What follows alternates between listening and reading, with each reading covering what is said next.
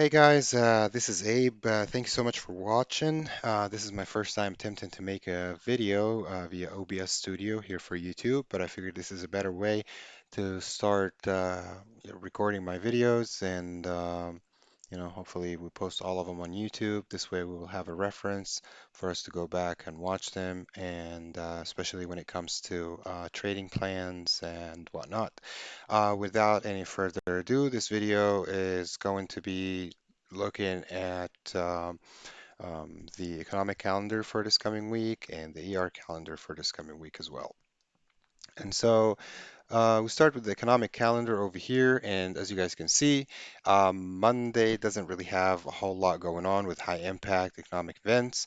The most important the most important day I would say for the week would be Wednesday. But on Tuesday, we have the building permits, which basically is a report that shows number of permits issued by the government for new house builds. This is a key indicator for the demand in the housing market, which, as you guys can see in the forecast, it's expected to be less than the last report at 1.64 million. But I would actually not be surprised if we came in lower.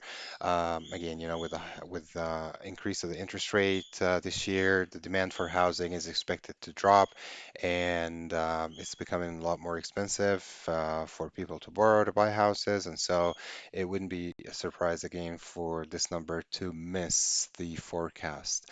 The next day here on Wednesday, this is kind of going to be an eventful day. So we might have a little bit of volatility in the beginning of the day, chop until 2 o'clock. And once the minutes releases, we'll see a little bit more volatility. So starting in the day at 8:30 a.m., we have the retail sale report, which basically measures the change in the total value of sales at a retail level. This is a very important indicator for consumer spending and to show us where the economy is headed. Obviously, this is going to be interesting to see how these numbers come out because last week we have the inflation report or the CPI and the core CPI, coming in lower than expected. And so, with the fears about the peak of inflation are out of the way, now that they know that inflation has already peaked and the inflation is dropping, will be very interesting to see these numbers. And the other important part over here is that um, there's a lot of retails reporting this coming week. And so seeing these reports over here, the retail and the core, which basically, it just excludes cars over here, it will be interesting to see how it ties to the guidance and to the actual reports of these large retailers reporting like Walmart and Target. We have the crude oil inventories at 10:30. This matters for those who trade oil and oil-related indices and stocks. At 2 o'clock, the FOMC meetings minutes will be released, and at 2:20, the Fed member Bowman will be speaking. He also looks like he speaks at scheduled to speak at 9:30. So I'll probably be watching a lot on Wednesday. Just try to keep in mind that, it's important to look at this economic calendar because you don't want to try to jump into a trade right before a major economic event that could take the trade the opposite direction of what you're planning. Um, Again, I'm not sure if I mentioned this, Bowman is on the dovish side of things, and so, he might try to sugarcoat everything that's going on. On Thursday, we have the initial jobless claims and the Fed's manufacturing index. And another interesting report at 10 is the existing home sales. Again, as you guys can see here, the forecast is at 4.88 million.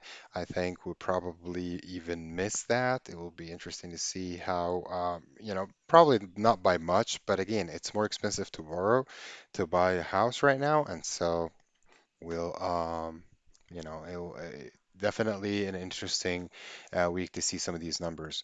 Also looks like at 1:20, Fed member George speaks as well. George is more on the dovish side of things, and so They keep letting these dovish members speak, and I'm not sure how much they'll move the market. Honestly, I think some of these reports will give us a better, indication of what the market is going to be doing.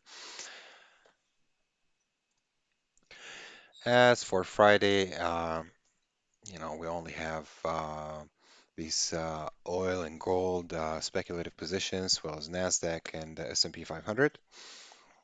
And so, these are all released at 3:30 Eastern Time. These are not, I would say, high economic events. It's not going to be something that's going to be, flipping the market up and down. However, looking at the ER calendar, this is kind of where it gets interesting. When we saw that the last time Target reported, for example, the market dropped 190 points total from the highs of that day. I think it was May 18th, if I'm not mistaken.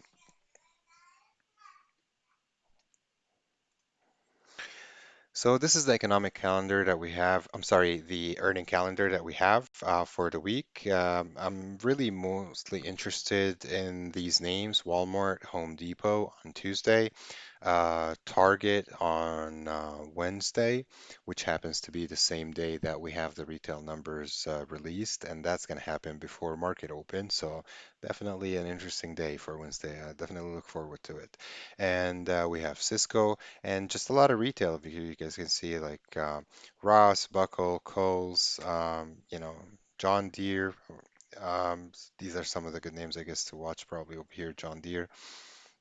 We will look at the chart of Walmart and Target because you guys know this is something that we always enjoy looking at. Try to predict what the ER is going to result in, and we'll try to see where do we see the price headed. So going over here to Walmart.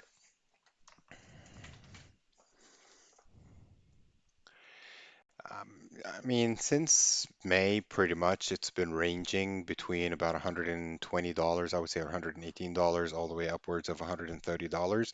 And it kind of broke above this area over here of $130. The resistance right now is around 134, 135.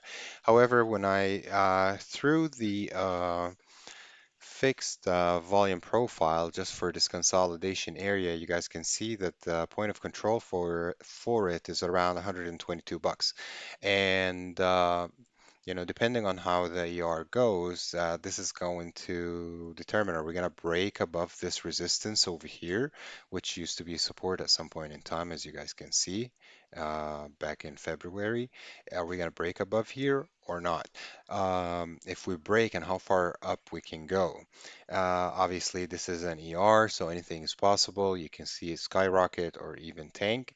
Uh, if you take the volume profile uh, area and just take it for this whole entire move, you guys can see that there is this whole entire area of imbalance has hardly any volume on it. And so it just shows that if we break above this area, there's a good chance that you can see like a pretty good run on it, especially if their numbers were really good.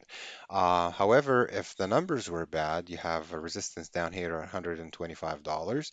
And if that breaks, you have your point of control for this entire region being down here at around $121.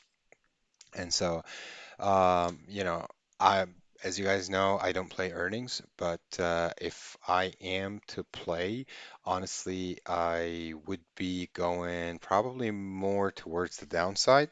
When looking at earning whispers for Walmart, they're saying that about 24% of investors are expecting earnings to beat the company's guidance. So that's not a really large confidence if you want to look at it.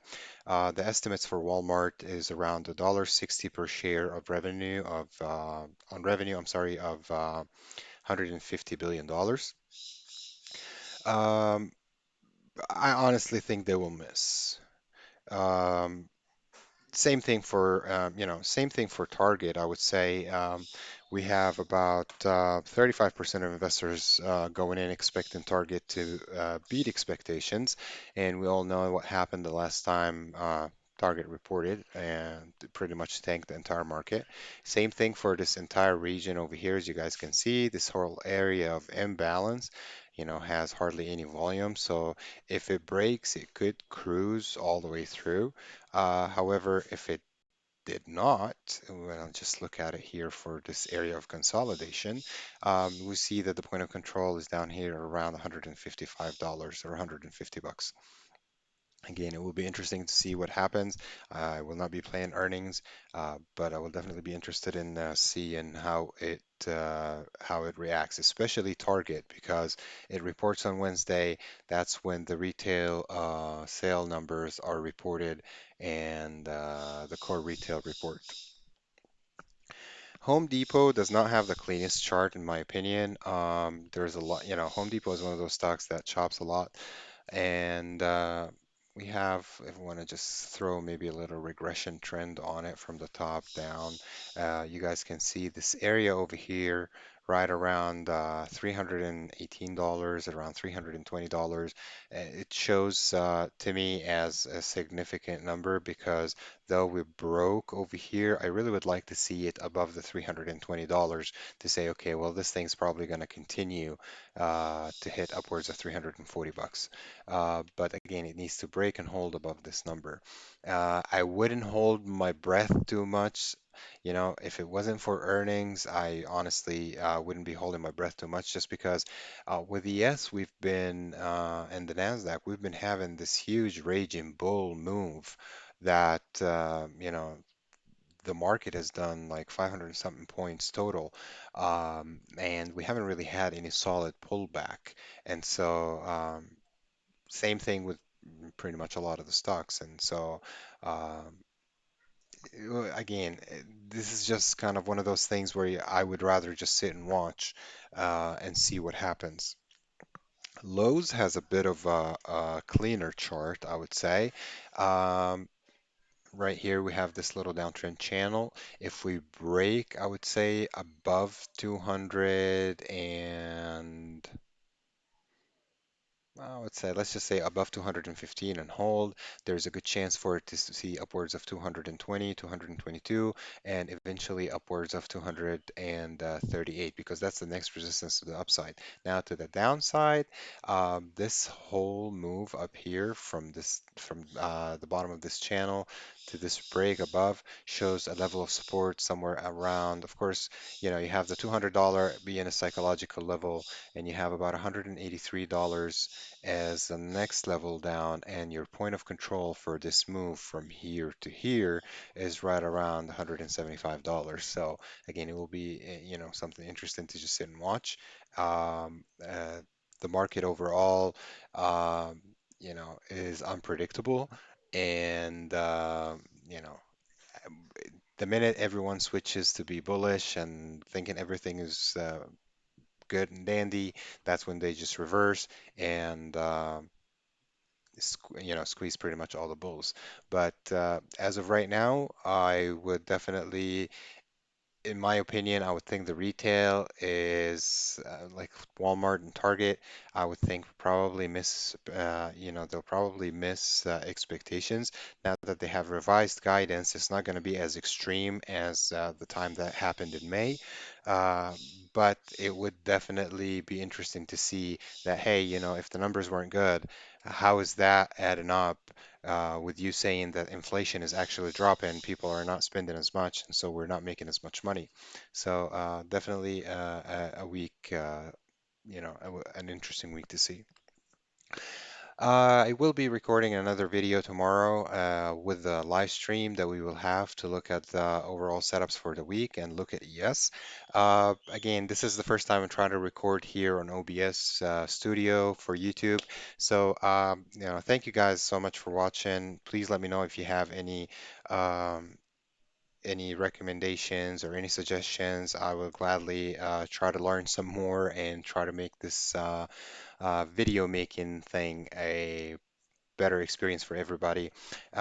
Please subscribe to our channel, like and share and comment so that we can attract more audience. Again, thank you so much, and I will see you in the next video.